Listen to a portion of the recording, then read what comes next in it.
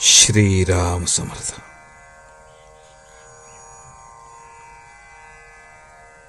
गोंदवल्याचे महत्व नामाच्या प्रेमात आहे.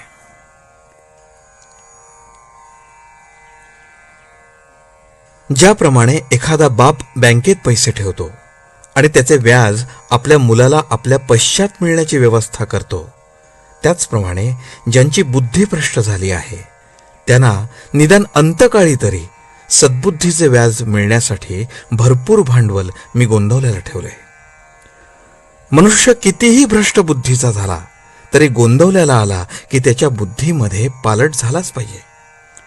निदान अंतकाळी तरी तो तिथे येऊन चांगला होऊन मरेल.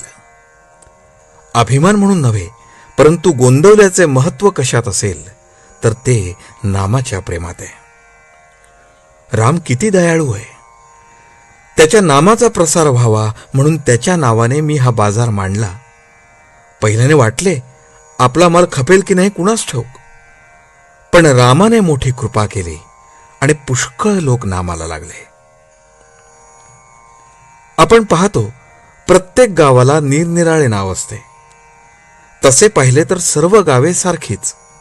घरेदारे, भिंती, शाळा, धर्मशाळा, चावड्या या प्रत्येक गावात असतात. परंतु प्रत्येक गावाचे महत्व काही वेगळेच असते. गोंदवल्यास पैशाचे उत्पन्न नाही, परंतु तिथे नामाचे पीक भरघोस आहे. मी नेहमी हेच सांगतो की जिथे जे उगवेल तेच तुम्ही पेरा. इथला कोणताही भक्त कुठेही जरी दिसला तरी त्याच्या वागण्यावरून कळून आले पाहिजे की हा गोंदवल्याचा भक्त असला पाहिजे. त्याचे तोंड सारखे हलते आहे, तोंडाने रामाचा जप चालू आहे, त्या अर्थी हा अमक्या गुरुचा शिष्य असला पाहिजे असे कळून यायला हवे. म्हणतात ना की आपल्या वडिलांचे महत्व सांगू नये, ते मुलाच्या कृतीवरून कळले पाहिजे. म्हणून आता एकच करा, रामाला हात जोडून मनापासून सांगा, रामा तुझे प्रेम दे, आम्ही अखंड नामात राहू. प्रारब्धाचे भोग आम्ही आनंदाने भोगू आणि तू ठेवशील त्यात आनंद मानू. तुझे गोड नाम आम्ही हृदयात सतत जतन करून ठेवू. राम खात्रीने कृपा केल्या वाचून राहणार नाही. खरोखर या नामामध्ये आपला प्रपंच आपल्या कल्पनेपेक्षा कितीतरी सुखाचा होईल. लढाई करणे हे अर्जुनाचे कर्तव्य असल्याने तू माझे स्मरण ठेवून लढाई कर असे भगवंतांनी सांगितले. आज नोकरी किंवा प्रपंच करणे हे आपले कर्तव्य आहे, तेच आपण भगवंताच्या स्मरणात करू.